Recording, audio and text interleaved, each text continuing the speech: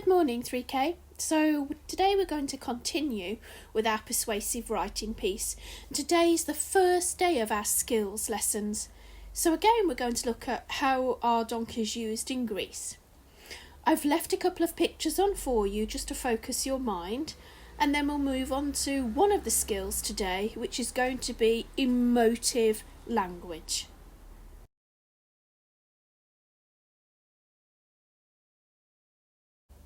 So I've left that picture on for you, just so again you can focus your mind. Look at how the donkeys are walking, look at the size of the adults that are on their backs, and are any of them actually able to walk, do you think, up those steps? And do they really need to use a donkey to do so? Just use that picture to help focus your thoughts.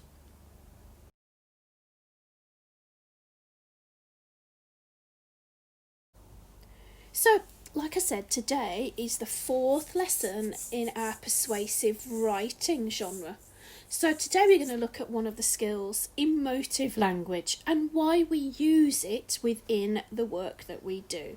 And how effective is it? Because it needs to be effective in a letter, otherwise, what is the point in having it?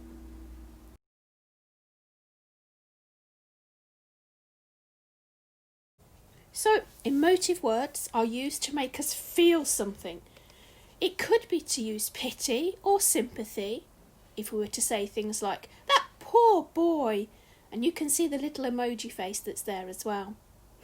We could use it to make people feel angry about something, using the term, "That's awful," and the picture of the angry emoji, just to help you focus that. Another way we could feel is quite hopeful about something. We might win. And there you've got a happy smiling emoji, so you can see how those statements make us feel emotional about the words that are used.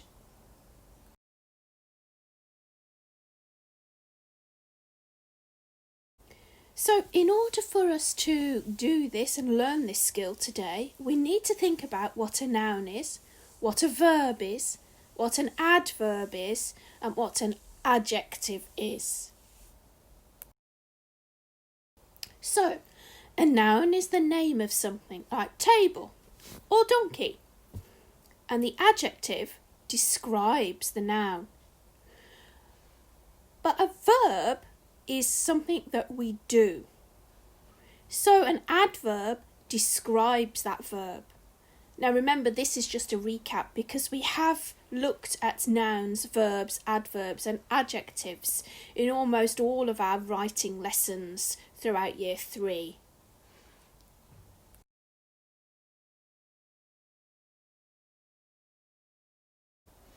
So the reason I asked you to think about what an adverb and an adjective is because we're going to look at one of the easiest ways to be emotive.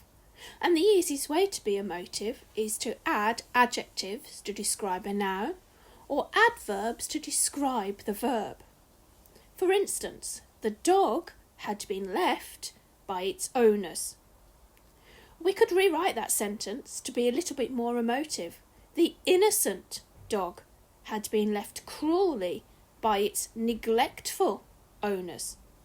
Can you think of some alternatives for the adjectives innocent and neglectful and the adverb cruelly?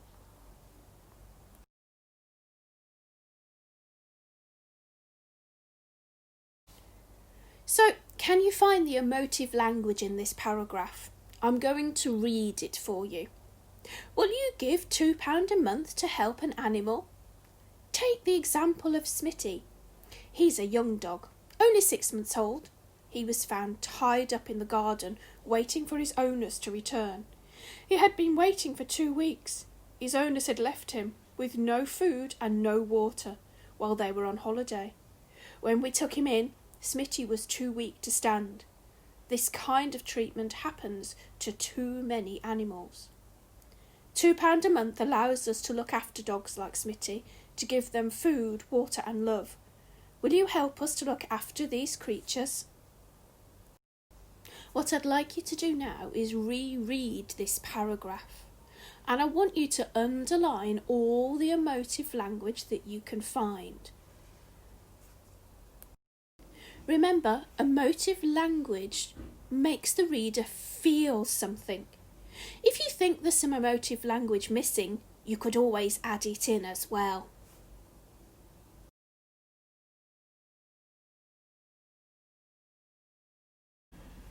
So let's have a go at writing some sentences to include emotive language that you could use in your persuasive letters. So I've got a sentence here. The something donkeys have something people sitting on their backs. Now, the words that have got a blue circle around them, they are the nouns. Donkeys, people. We need to think of some emotive adjectives that we could use to describe the donkeys and then to describe the people.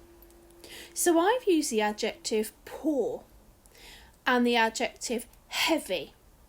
Poor to describe the donkeys and heavy to describe the people. So my sentence now reads, the poor donkeys have heavy people sitting on their backs. Can you think of some different emotive adjectives to describe the nouns in this sentence? Have a go at writing some down so that they fit well within the sentence.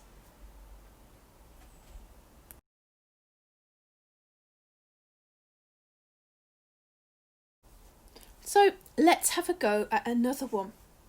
Donkeys have something shelter from the something heat of the sun. Now I have given you 4 different adjectives that you might want to use in that sentence. We could have donkeys have small shelters from the scorching heat of the sun. We could also have the other emotive adjectives. Donkeys have inadequate shelter from the dry heat of the sun. Donkeys have deficient shelter from the baking heat of the sun.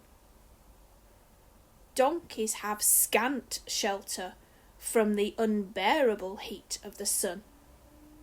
Have a go at adding in some more emotional adjectives into that sentence. Do your best and we'll discuss them when we have our 30-minute session later on today.